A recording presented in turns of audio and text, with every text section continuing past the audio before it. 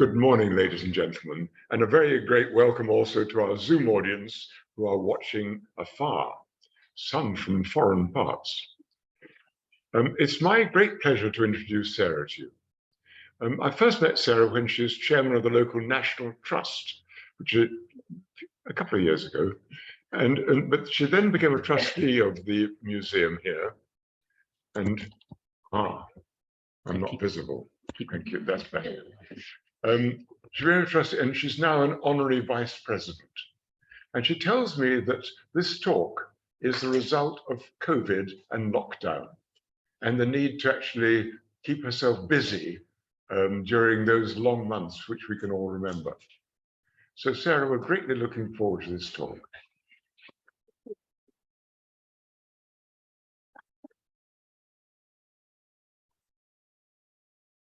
Good morning, everybody. Thank you, Hamish. And I really can't claim that this project and the exhibition that is in both our exhibition rooms, running concurrently with the festival and into June, is entirely due to lockdown. Because before I start on my lecture, I would like to thank the Bain Family Trust very much for a generous donation, which has allowed us not only to put on the exhibition and produce a book in support of it, but also to acquire new artworks to fill gaps in our collection of the artists who came here after the railway opened in 1859. So that's just rather a lovely picture of Shepherd's Hill, painted in the about 1890. By Byron Cooper, of whose works we have a considerable collection. But actually, I'd really like to start by painting a picture of the art market and the art world in the second half of the 19th century. It was absolutely buzzing. Art was held in very, very high esteem by the Victorians.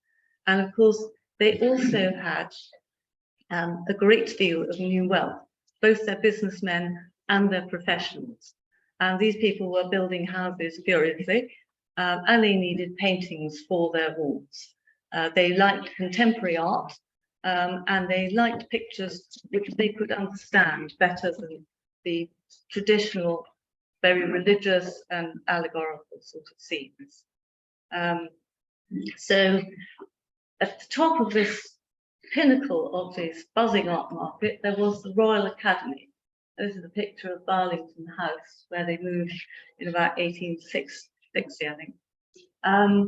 The Royal Academy was way and by far the most prestigious of the art institutions in the Victorian era.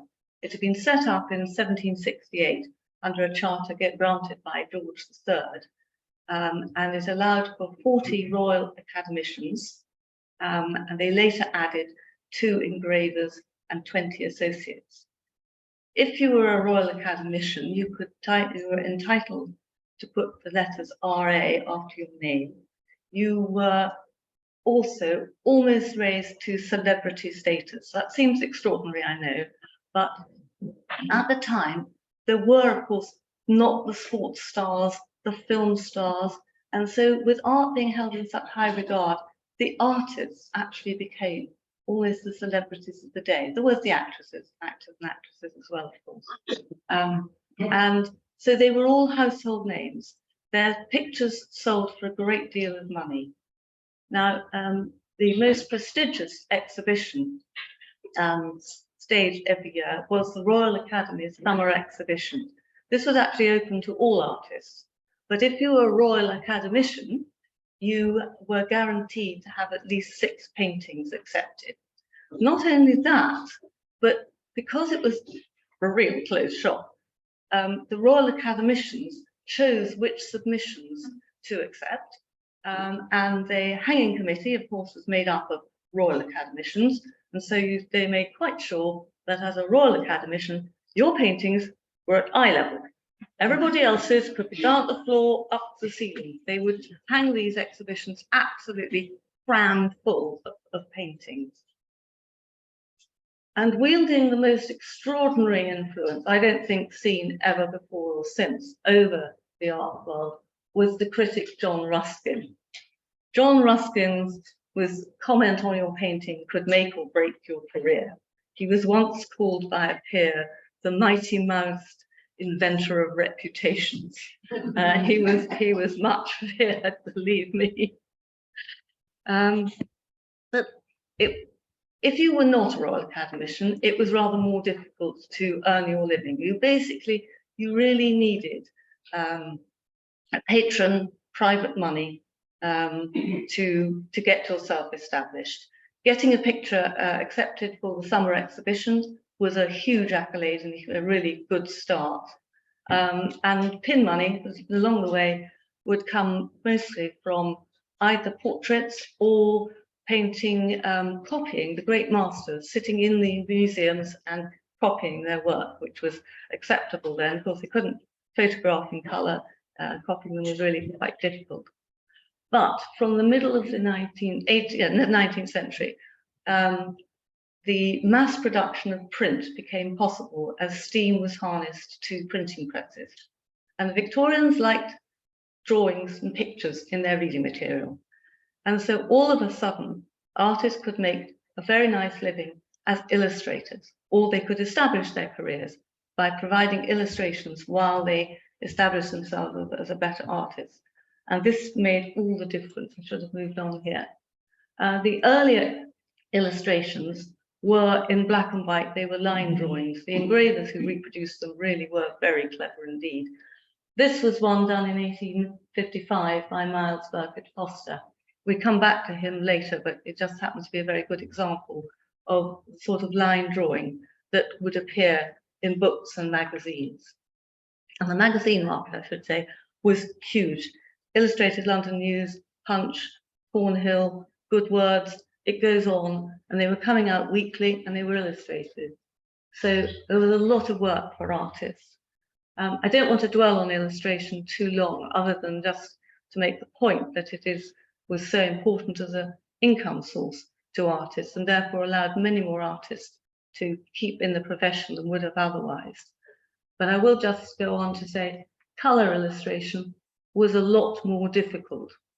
It had to be done by engraving and using a whole series of wood blocks carrying different coloured inks. And it was generally used in the second half of the 18th century, when they were still using that technique. It was only in books. They really couldn't produce that in time for the weekly magazines. Now, this is actually another illustration by Miles Burkitt Foster. I've not only chosen it because it's very cleverly coloured printed in colour, but it was done by a printer and engraver called Edmund Evans, who actually did live here, as did Miles Burkitt Foster. So he was considered way and by far the cleverest colour printer in London for the years from 1860 to about 1885. He was extremely successful. So I'd like now to contrast this amazing buzzing world of art with Haslemere. Now, Haslemere, I love this picture of St. Bart's. It was painted before 1870, so before the first of the renovations and enlargements of the church. And it was painted by Josiah Wimper, who actually was the first artist to come to Haslemere. He arrived in 1859, literally on the first train. But my point here is that Haslemere was an absolute backwater until the railway arrived. People tended to avoid the area because the Portsmouth Road over Hindhead had such a terrible reputation for vagabonds, pickpockets, even supposedly highwaymen. We're not too sure about that, but its reputation went before it. And of course, without the railway, it was very cut off. The roads weren't very good. It was 50 miles from London. It was still in the parish of Chiddingfold. Most of the land was not particularly fertile agriculturally, so it was grazing and wood crops for timber.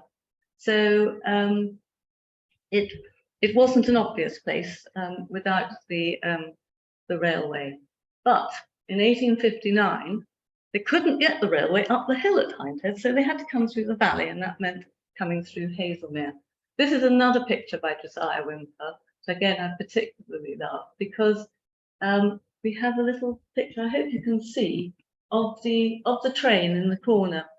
And it looks so quaint, doesn't it? It doesn't quite like that now, but that just gives you an idea. So I'll move on now to the earliest arrivals. I've talked a little bit about Josiah Whymper. Josiah was an engraver. He'd actually wanted to be a sculptor, but he had a nasty accident in the stonemason's yard, which suggested that perhaps this was not the profession for him. He came to London, first of all, as he'd been brought up in Ipswich, where he set up Whymper's Engravers in Lambeth. And of course, I've been talking a bit about print. So there was a growing market for engraving. That is how they reproduced the drawings that the illustrators produced. And he moved here in 1859 with his wife, who was pregnant with their 11th child, very unwell. We don't know what was wrong with her. It may have simply been 11 children on. You're not that strong. It may have been TB, but they took the townhouse bang opposite the museum here. And Elizabeth sadly died a few months later. The daughter survived, and so there were 11 with children. And we pick up with one of them a little bit later on. Josiah Wood Whymper, as you can see, was an RI. He taught himself to paint. He was a very accomplished artist, and of course you've seen a couple of his paintings already. But the actual first artist to come to the area wasn't Josiah. It was James Clark Hook, RA, no less. James Clark Hook took a trip with the Etching Club. They went actually to Godalming, and it was 1857, and they etched around the Hambledon, Whitley area, and he so loved it that he decided then and there that he was going to move down to the area. His colleagues thought he was nuts, but James Clark Hook had been very successful. He'd gone to the Royal Academy schools. He'd won the Turner Gold Medal Prize, and then that entitled him to enter another competition, which the prize for which he won, and gave him 3-year traveling scholarship in Europe, which meant then Italy. And so he married his artist girlfriend, Rosalie, and off they set in 1847. And they got to Italy, and in early 1848, they got as far as Venice, and unfortunately, there was a lot of political turmoil in Italy at that time, and they left Venice on a fishing boat. It was that bad, which they took all the way around to Malaga. I can't imagine it. So he came home in 1848. The time he was painting historical scenes, but in the years between coming home in 1848 and 1857, he turned increasingly to painting rural scenes, and he'd had a lot of success with them. And so this was what brought him to the area. He then, after renting for a while, built himself a house called Pinewood at Wormley, which he lived in until early 1860s, so about 1865. At that time, the land which is now taken by King Edward's School was taken by an organisation who were going to build an institution for recovering lunatics. Sorry, an asylum for recovering lunatics. Too much for James Hook, so he moved to Churt. But during the time he was here in Whitley, or Hambledon, if you like, and indeed all the years in Churt, he actually shifted towards painting coastal scenes. He was incredibly successful with these, so much so, in fact, he was really the only person doing them. And there's a very lovely example we have here, which I actually painted in 1887. Can't quite see the dates, it is dated, but it's so illegible, not quite sure exactly whether it's 1887, 8 or 9. He was so successful with these that they became known as hookscapes. And you know, just to make my point about Royal Academicians, James Clark Hook made a fortune. By the time he retired, his estate in, and I say estate, and I don't say it lightly, in Churt was 300 acres and had a whole series of the main house, cottages, cottages for the sons, you name it. So very successful man. Our next early arrival, 1860, was Miles Burkett Foster, who also came to Whitley, the Wormley Hill area of Whitley. He bought a plot of land right next door to James Clark Hook. Now, until he came here, Miles Burkett Foster, who was self-taught artist like Josiah, had made his money by illustrations, but he'd been experimenting with watercolors, and he was encouraged by his wife because he was really very good at this. Very sadly, his wife died, and she did die of tuberculosis in 1859, leaving Miles with 5 children under the age of 8. I rather suspect that this is why he came to this area, to come for the clean air. His family were all based in London.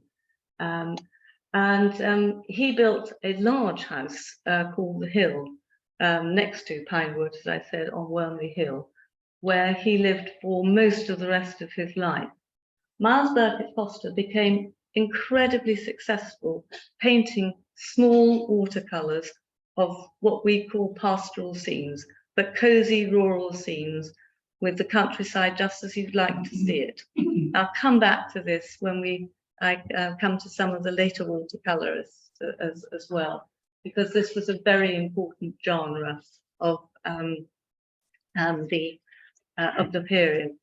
Now, Miles Burkett Foster is sometimes recorded as quite a reserved man, but he certainly liked his fellow artists. And a number of them actually followed him down to the area. They had quite a little colony in this sort of Wormley Hill area. The first one was, not necessarily the first, Charles Keene. There was a cottage called Tigbourne Cottage, which at one point the Hooks rented, and then Miles Burkett Foster rented it and bought it. And then he kept it, and he realized that he wanted a genial neighbor. So he got his friend Charles Keene to come and rent it. Charles Keene, another very different artist, he was an illustrator, and he was apprenticed with Josiah Whymper, so Whympers in Lambeth. He illustrated, first of all, for both Punch and the Illustrated London News, and he became an employee of Punch in 1860. Over his career, he provided Punch with over 2,000 illustrations. This one it appeared in Punch in 1859, so just before he became an employee. We laugh at this one. If you look very carefully at the neck, you'll see there's a bit of an Adam's apple. It's not a particularly attractive drawing, but we are pretty convinced that it's a parody, it's a self-portrait. There's a book which supports the exhibition, and in the book there is both this drawing and the photograph. And I think if you buy the book, you'll see exactly what I mean. He was a very eccentric man, never married. He used to walk around in parallel clothes with an inkwell tied to one of the buttonholes of his coat, with a pen and scraps of paper, and would just draw scenes as he saw them on the street, which he would then give to the poor engraver, who was meant to be reproducing it for Punch that week. I think he caused them a lot of headaches, but he was considered by his peers to be absolute genius. He was also very musical, and he was a very keen bagpipe player. Now, he came down to Tigbourne Cottage, as I said, in 1865. He spent a lot of time at the Hill. They were great friends, and they used to put on musical evenings and a lovely Christmas performance for all the staff and local villagers. Charles Keene was a very important, always took a very important role in that. Another of the artists who came down here at this time, and used to go, the frequenter of the hill was Frederick Walker. Frederick Walker was a little bit younger. He was born in 1840, and he started life as actually he was another apprentice at Wimpers, but not the same time as Charles Keene, because Charles Keene was a bit older. And he started life as an illustrator, as so many did. Had a big success illustrating William Thackeray's serialization called Phillips, the Cornhill magazine, in 1862, I think it was. He moved through into watercolors and then oils. This painting is actually a study for a bigger painting. And the painting was called Wayfarers. It's called a study for wayfarers. But Walker did an etching called The Blind Man, which is exactly the same subject as his Wayfarers. He then reproduced the etching both as a watercolor and as an oil painting.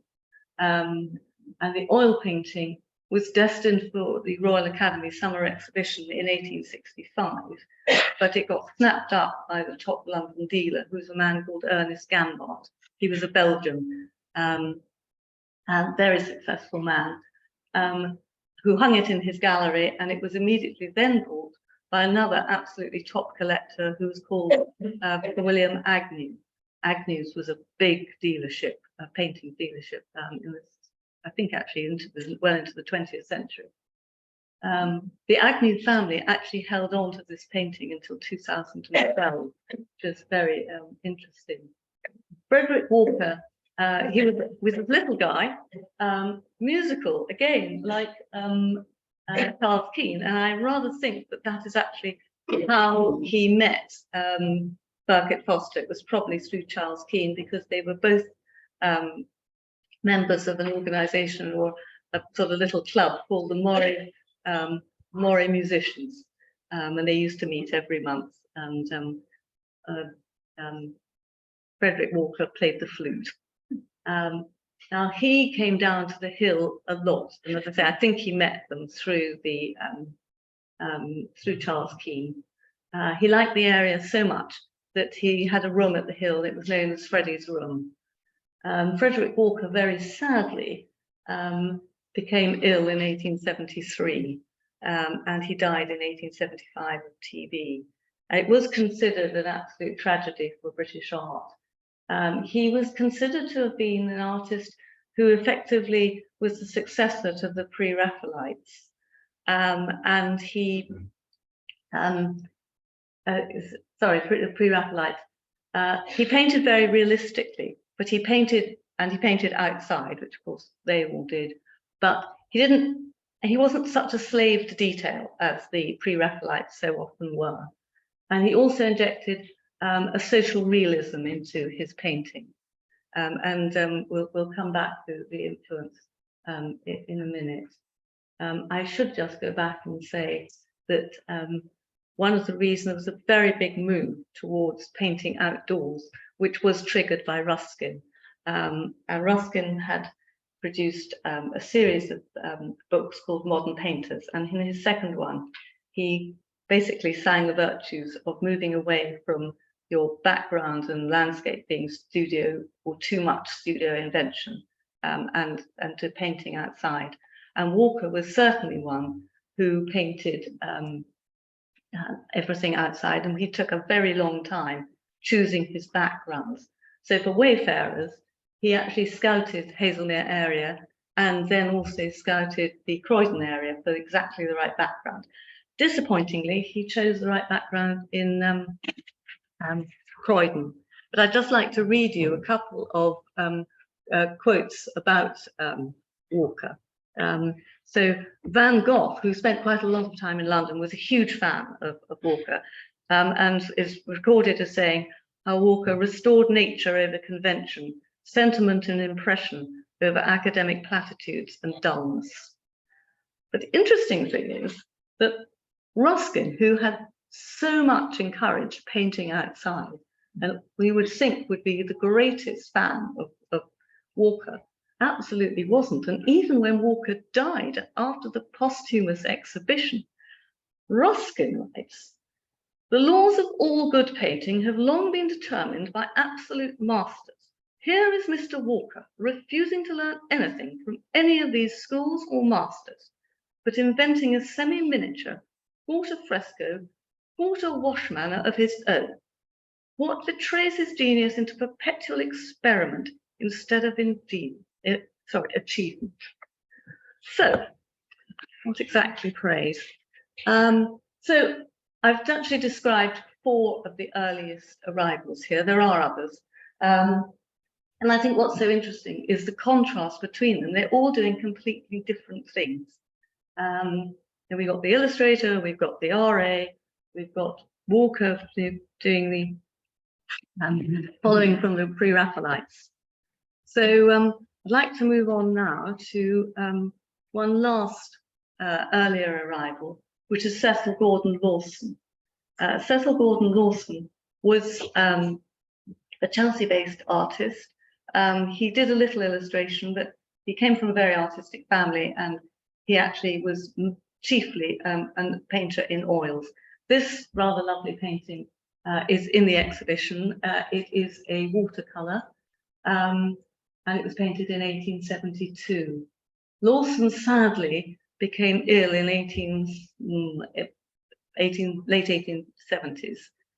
He married in 1879. He'd taken a house called Heath Edge, which is literally opposite here, but up the road a bit towards the surgery. He married in 1879. He had already taken this house here, and he became very ill, and he died in 1882. His wife, by this time he had a son also called Cecil Constant Philip. His wife Constance was an artist, and Cecil Constant Philip became an artist as well. And Constance kept the house Heath Edge, and Cecil Jr. was brought up in this area, and he went to Charterhouse actually. And I'm quite sure that this was because she didn't want to lose her son. She'd lost her husband. She didn't want to lose her son to TB as well. But Cecil Lawson's early death was another great loss to British art. He was considered to be the most promising landscape artist of his generation. He painted quite a lot here. There's 2 paintings which I think are both in the Tate. One is August Moon, which was painted on Blackdown, and the other which is obviously painted on Blackdown because it's called Blackdown Surrey. So so we'll move on now to watercolorists. And now we've already talked a little bit about Bowsburg at Foster. And just to set the scene, I'll come back to this painting in a moment. When we got to through the second half of the 19th century, there was increasing disquiet about the impact of the Industrial Revolution. Never mind the wealth it had brought to the country, but the devastation to parts of the countryside, the grime of the cities. There was a lot of concern, and it probably wasn't until about the early 1870s that artists began to turn their attention to this. And some of the artists chose to paint a very realistic side of the impact of the worst impact of the Industrial Revolution. These paintings actually didn't sell very well because they were very grim. The Victorians really didn't want to be reminded of it. Others, with perhaps a little more commercial acumen, chose to paint these very attractive watercolors of pastoral scenes. They could be cottage interiors, they could be cottages, they could be just agricultural landscape type of scenes. They were usually not much more than sort of 14 inches by 12. They were often smaller. They were very, very detailed, and they were immensely popular. They were the most popular genre in terms of volume sales of the Victorian era. And they went on being as popular as this until about 1910-ish. So So the artists working in this sort of genre really did very well. Miles Burkett Foster did extremely well. In fact, his paintings were so popular that if a dealer got wind of the fact that there was finished work, they would get on the train down to Whitley and race up to Miles's studio and buy them before anybody else could. There was even a story of where he was exhibiting at an exhibition, and there were various agents looking at and dealers looking at these paintings, and one of them just left them to it, slunk off, went into the office and just bought the lot before anybody else had got anywhere near. So there's absolutely no doubt that amongst the watercolorists working in this pastoral genre, rather twee little pictures, were Helen Allingham and Miles Burkett Foster. Helen Allingham was born in 1848, so she's 20 years younger than Miles Burkett Foster. But she was a brilliant artist. She had started again as an illustrator. She'd needed to earn money. She'd attended the Royal Academy schools. She'd always wanted to be a watercolorist, and she gave up illustration when she married William Allingham, the poet, in 1874. So this painting is one of her earlier ones.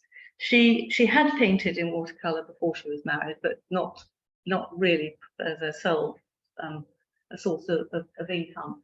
And actually, her earlier paintings tended to have a figure in the foreground, a larger figure in the foreground. The subject was more the figure.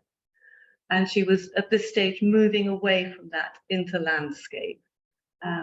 It's a painting she herself is on record of saying isn't entirely successful. I think actually it's very attractive. But of course, Helen Allingham is much better known for this sort of painting. Many of you will recognize it. If you go under the bridge at Shotter Mill, going towards the roundabout and look right, you will see it. This is obviously from a slightly different angle, and Helen wasn't immune from prettying up her pictures just a little bit. So the railway has sort of disappeared, but it's a very lovely painting. She actually painted this cottage several times, and so it's slightly confusing tracking down what the exact title is. But these were incredibly successful paintings. So not surprisingly, many people followed in her footsteps. Interestingly, three of the most successful of the people who actually painted in this genre, painting after the style of Allingham and Burkett Foster, came to live in this area. So the first one I'll talk about is Carlton Alfred Smith. He was born in 1853, so just a little younger than Helen Allingham. I think, in fact, they crossed in 1872 at the Slade School of Art. He focused mostly on painting watercolors of cottage interiors, and he almost always used his own wife and daughters as models. I think this is probably one of his daughters, because we think this is a slightly later painting, but we haven't been able to date it definitely, which is a shame. Carlton Smith moved to Whitley in 1895. I talk later about the Haslemere Society of Artists. There's a lot of overlap between the various phases of this, these artists, so I'm sorry if I sort of duck and weave a bit. And he was a member there and exhibited for about 8 to 10 years there. He moved away from Whitley in about 1906, and then spent many years in India after one of his daughters married an executive on the Lucknow Railway. He had a great friend called Charles Edward Wilson. Charles Edward Wilson was born again in 1853 in Sheffield, and actually he and Carlton Smith met at an art exhibition in Sheffield in about 1878, so they were young men, and they always kept in touch. Charles Wilson was recommended to the director of the South Kensington Museum, which is called now the V&A, who was a man called Philip Cunliffe Owen. And Philip Cunliffe Owen took one look at his paintings and liked them so much that he took him on to paint the exhibitions that were on show at the International Exhibition in Paris, and it must have been in about 1880, maybe the rough 1880. And at that time, interestingly, Wilson obviously saw all the exhibits. It wasn't so very long after Frederick Walker had died. There were quite a few exhibits of his work on show. And Wilson was very taken with Walker's work and resolved to become a watercolorist professionally. Interestingly, you can see that there's a figure in the front, which again was quite typical of Walker in this painting. Also, as a result of knowing Philip Cunliffe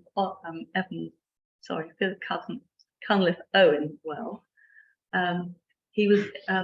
Charles Wilson got a job with a magazine that was based in Paris called L'Art, and he worked for them for many years. It did allow him to spend quite a lot of time actually in London, so he kept up with his friend Carlton Smith. In 1895, the L'Art closed. Wilson came home. Carlton Smith very kindly offered to share his London studio with Smith. And the two men, I'm not sure how, but they were friends with Miles Burkitt Foster's son, William. And they often came down here to Whitley to see William. And they both decided that they needed to move to the area. So I've already talked about Carlton Smith moving to Whitley. Charles Wilson moved to Milford, where he lived on the Common. And he lived there until just after the First World War, so a long time. He also exhibited at the Haslemere Society of Artists. One of the things I love about Wilson's work is you often see the same boy subject, and he's always wearing the same smock and hat. And I was very interested to find in a book about Burkitt Foster, the same boy appearing. Well, it can't have been the same boy, but the same outfit, hat and smock. I think as Burkitt Foster retired, he must have given his props to Charles Wilson, who then used the same outfit, which was rather fun. And then the third of these very successful artists who followed the genre of the watercolorist was Walter Tyndale, who I think many of you in this room will have heard of. Walter Tyndale trained in Antwerp, actually. The family lived, his father was a barrister working out in Belgium. And they came home, and he was working as a portrait painter, and to his horror, he got a commission to paint an elderly gentleman posthumously. And this painting went down so well that he got a lot of commissions. He said, I seem to be a funereal artist. What will I do this? He married in around about 1880 and came to live here. First lived in a house called Crocs, which is where the Vets is now. And when he wasn't painting dead bodies, he gave art lessons. And one of his students said to him, I don't really want to talk about painting oils, I want to do watercolors. So he thought, oh God, do watercolors. So he did his best, and the student was very, very pleased. So that was a relief. And he rushed home and he went to see a friend of his who lived in Milford called Claude Hayes, a watercolorist. Claude Hayes taught Walter Tyndale to paint in watercolor, and Walter Tyndale never looked back and he never painted in oil again.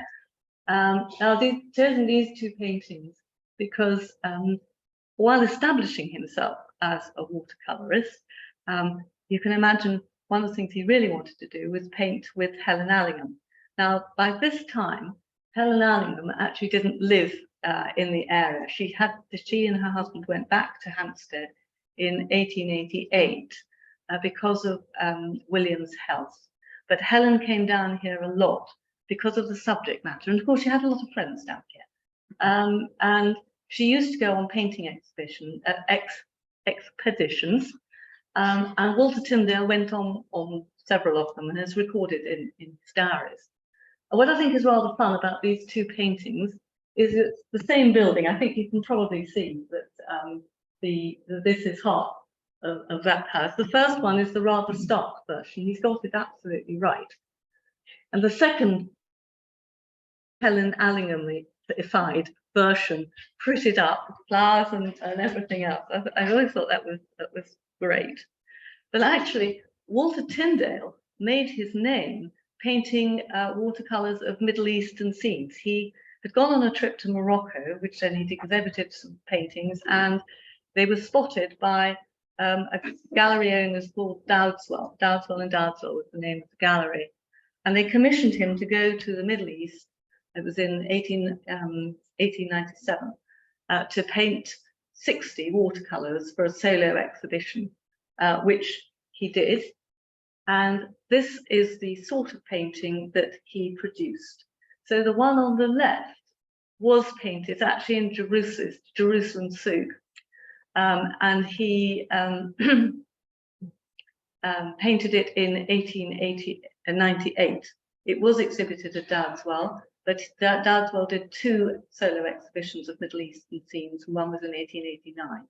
So I'm not sure when it was exhibited, but it was definitely exhibited at Dowdeswell. This one, the Cairo Gateway, probably was, but we just don't happen to have a record of it. And he was incredibly successful. He traveled an awful lot. He even went to Japan. I haven't got a picture up for you, I'm afraid, to see of his Japanese work. So that was a very successful. And then Walter Tyndale, after I said he lived at Crofts, he then had a broad beam on the corner of Hill Road design, which was done by Frank Unsworth and completed in 1903. Heaven knows when he was here to live in it, though. But there we go. So I'd like to move on now to artists who painted birds. Now this has to come again from this Ruskinian sort of directive about painting outside. And I think the Victorians did love nature, but it is extraordinary that we actually have 4 artists who worked in this area, lived in this area, who basically made their names painting birds. And 3 of them were the sons of the first artists to come and lived here. So first of all, we have Brian Hook. Brian Hook, born in 1856, was actually an immensely talented artist. He attended the Royal Academy schools. He also won the gold medal, as his father had. Of course, the Hooks were very well off by now, so the absolute need to earn a good living out of art was a little bit less. And Brian absolutely adored birds, and he was a wonderful bird artist. He illustrated a variety of books. I've got some of the names if anybody wants to know later on. And he then moved on later in life. He had 11 children, and the eldest, Logan, he set up in business in Kenya. He went out to Kenya, and he actually slightly shifted his focus to painting wildlife. And there's a lovely example in the exhibition of a Kenyan landscape, which was one of his. Now, he was best friends with William Foster, and we have a lovely photograph here, courtesy of a private collector, of the 2 men working together. Even the collector isn't absolutely certain which is which, but we think the gentleman standing up is Brian, and the one sitting down is William. But they're both, the hair's the same, the beards are the same. It's very difficult.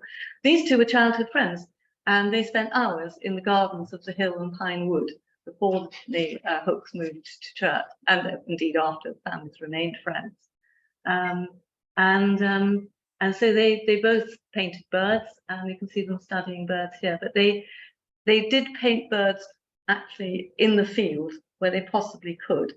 And the painting I showed you, I should just go back, here is one taken from Brian's sketchbook. So this was not a finished painting, but this was actually something he just did sitting there, which is pretty amazing. His sketchbook is on show in the exhibition, and it's well worth having a look at. So there's William Foster. I'm sorry we don't have a picture I can show you here, painted of a bird painted by William Foster. There are some in books in the exhibition, but unfortunately, when something's in a book, we can't be sure who owns the original, and therefore we can't actually get permission to reproduce, and we can't risk breaking copyright. So we haven't got that for you. And then the third son, Charles Whymper, also born in 1853, an awful lot of them born in 1853. And this is a painting called Spoonbills. It's a watercolor. He was a very accurate artist, and he did a lot of illustration for books. And later in his career, he went to Egypt, where he did a sort of really serious academic work on Egyptian birds. It's a beautiful book, something I'd love to acquire for the museum at some point, but we don't have one now. He certainly knew Brian Hook and Frederick Walker and Foster. Maybe as children, but certainly as adults. When he was in Egypt, Charles Whymper met Walter Tyndale, who was out there again painting Egyptian scenes. They spent Christmas together in 1907. The fourth bird artist is probably the most famous of all, sometimes considered the best British bird artist ever to come from the British Isles, and he's Archibald Thorburn, born in 1860. And his watercolors of birds started appearing in the early 1880s. He illustrated a book called Coloured Figures of the Birds of the British Isles for somebody called Lord Lyford. He had to take over from another artist who was unwell. And I think over the period 1887 to 1897, Thorburn produced something like 250 of the 400 illustrations that were in that series of books. And he went on to illustrate, write and illustrate his own books. His paintings have really held their value. The ones of game birds still go for 5-figure sums. So this is a watercolor of sociable plover. Archibald Thorburn was also a honorary vice president of the RSPB, and he used to design their Christmas cards. The last painting ever did was of a gold crest, which was for their 1935 Christmas card, and he died in 1935. So I'll move on now to the Haslemere Society of Artists, founded in 1894. So by 1894, there were so many artists, and it wasn't just conventional painters, but it was illustrators, etchers, sculptors, you name it. They were here. And it was actually an incredible thing, because Haslemere, even in 1894, so we're talking, 45, what was right? No, 35 years after the opening of the railway, Haslemere still only had a population of 2,000. And yet they were able to have this society of artists. I had a little delve and looked to see where else had a society of artists at the time. And even some big cities didn't set them up until well into the 1880s. So, I mean, it really was quite incredible.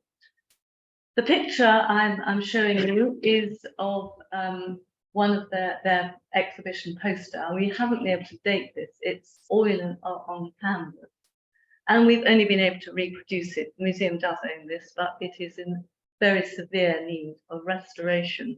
And I will just say now that this is an appeal that we are putting out as part of the exhibition. There is a QR code in the Haslemere room where it says if anybody would like to make a contribution towards its conservation. We've had quotes of about £3,000, but it is a rather lovely thing. It would be just wonderful if we could restore it so it could actually be seen again for real. So the Haslemere Society of Artists was founded by some local good eggs, Rayner Storr, Rollo Russell, neither of them artists. Charles Whymper was a founder member. So was Helen Allingham, even though she no longer lived here, and Walter Tyndale. And they had an annual exhibition. Their first exhibition, they exhibited 174 paintings by over 60 exhibitors. They sold 31, so they did very, very well. And I'd love to just read you the quotation from, I'll actually read you two quotations. One was the foreword to the following year's exhibition. It was written by Grant Allen, who was an author who lived up at Hindhead. Our Surrey borderland seems made for sketching. Nothing prettier or more picturesque exists in England, south of the Peak or east of the wilds of Dartmoor. So there you have it. But I think more interesting was the comment of the Westminster Gazette, who came here to review the exhibition. And the reviewer wrote, "Not many a country town of 2,000 souls could produce so fair a show of talent, past or present. But this is Tennyson country." There you have it.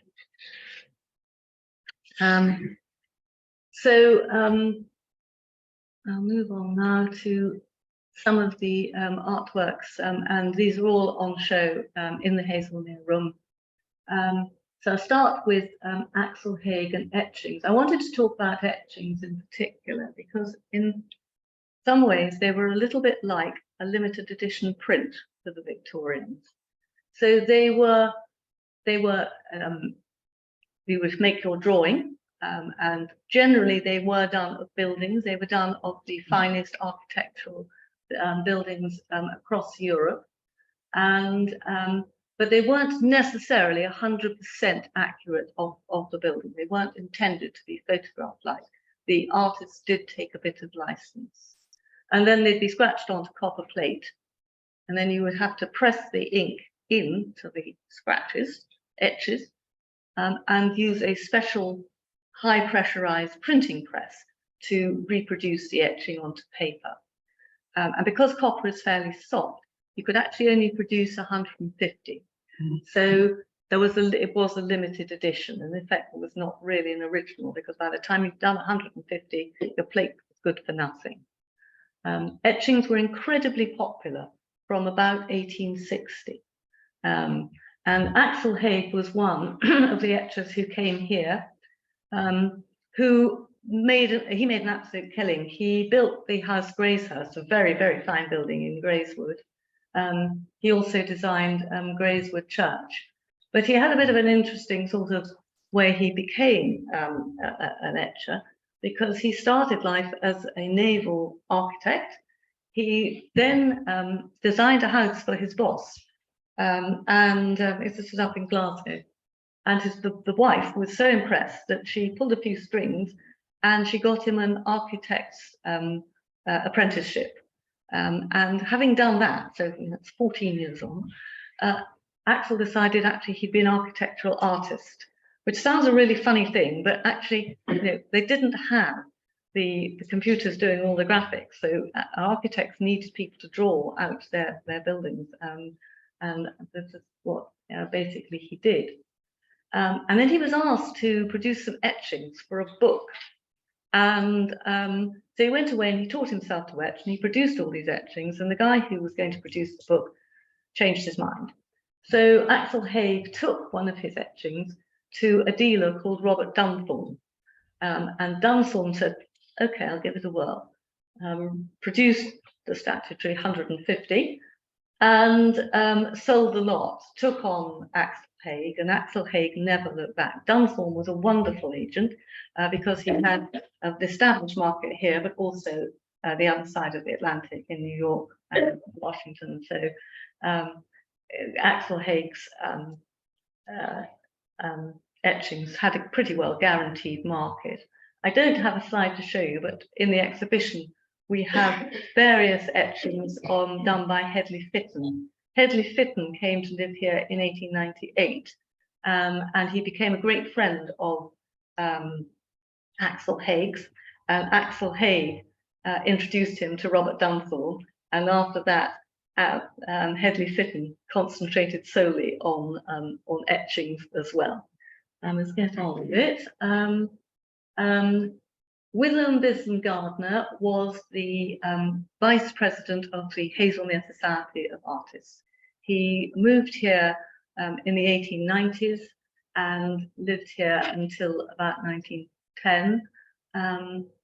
He was an illustrator and a watercolorist, and this is Elm Grove Farm. Actually, is somewhere in Dorking, which is where he'd lived before he came here.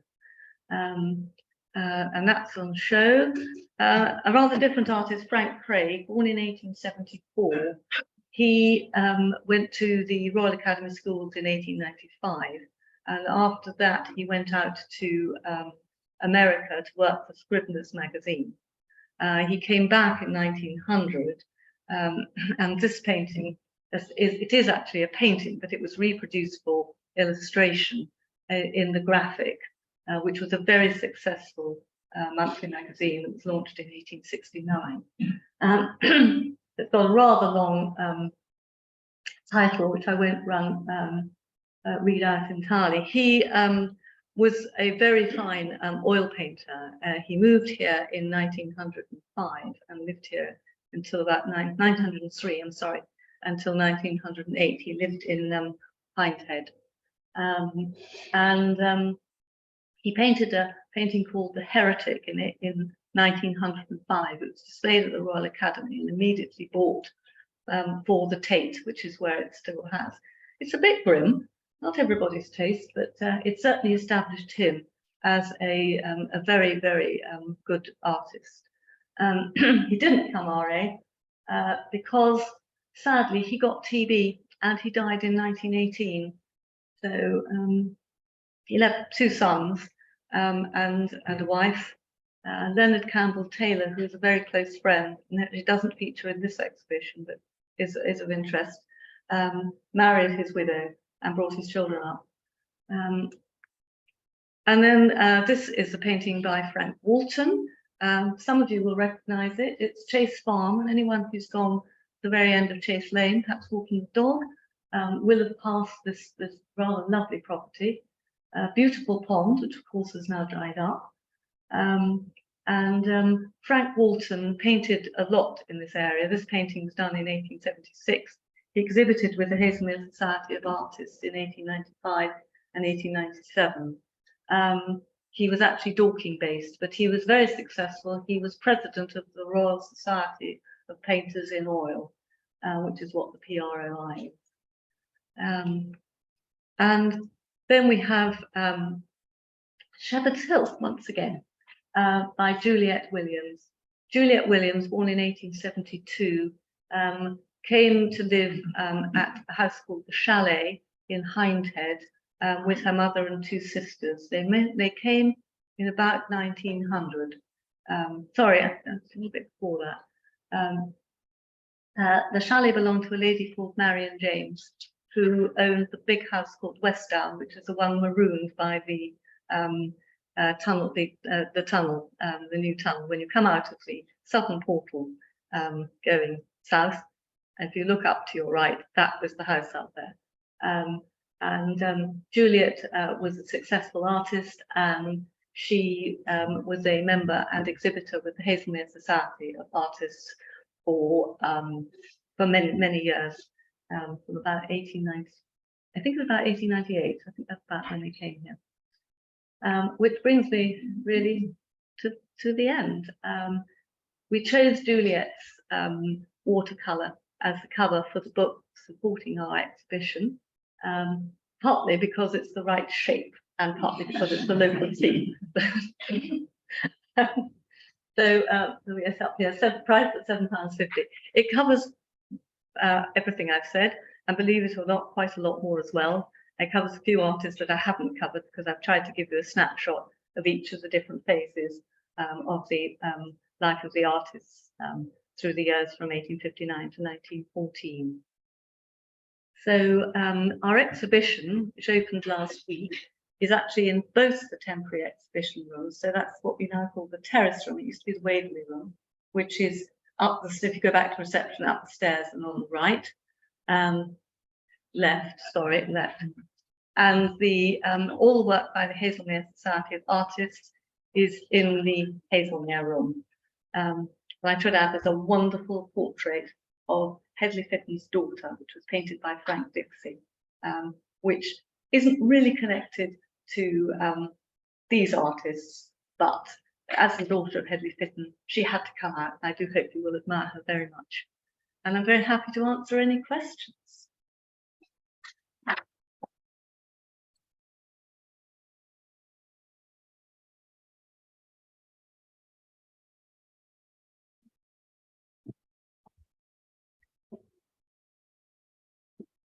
Sorry, you had a question. What's the story behind Dazed and Bewildered? Good question, because it's very obvious. Sorry, you've got to ask the question. I'm sorry. I've been asked what the story behind Dazed and Bewildered is. That was the illustration by Frank Craig. I wish I could tell you, because it looks as if he painted it before he came home, but it was actually reproduced in the graphic in their summer edition for 1901. And well, then, can we just go back? Here he is. Goodness knows what he's done. He's disgraced himself in some way, I fear.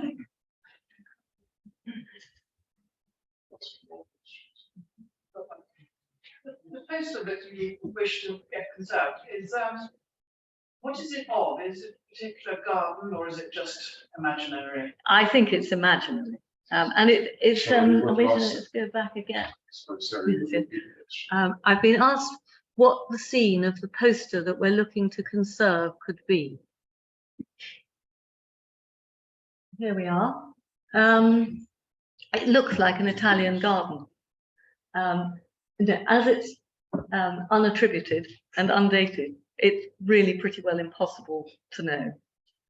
We think stylistically it's more 1920s, which it could be, because of course the Haslemere Society of Artists is now the Haslemere Art Society, so it is possible.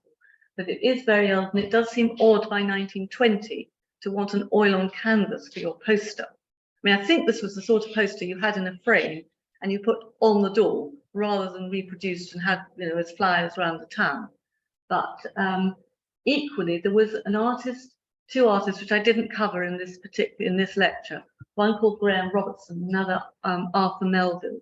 And Graham Robertson had taken Helen Allingham's Sandhills house in 1888 and lived there for the rest of his life. He died in 1848, yes. And Arthur Melville came and shared the house with him, or lived on this sort of estate from 1896 until he died in 1905. And this was much more Melville's style. And actually, Robertson was so impressed with Melville that he then adopted Melville's style. So it could have been done by one of those. Melville didn't exhibit with the Haslemere Society of Artists, but Robertson did just occasionally. I think he did in 1896 and 1898. That was all. So I'm sorry, I don't give a very good answer for that one. Q. Sarah, can you go back to Dazed? Yep. Can I suggest the picture on the right tells you everything? It's got the dancing girl. Well, yes. Yes, yes. And then What's the man to see that talk?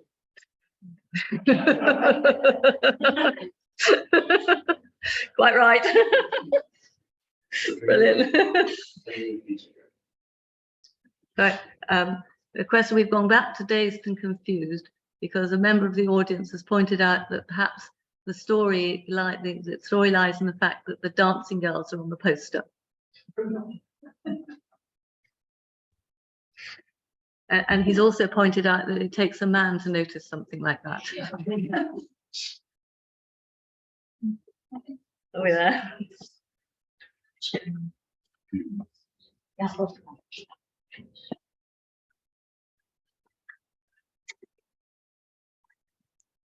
I'm struck by the sheer amount of research that Sarah's done to produce such an interesting talk.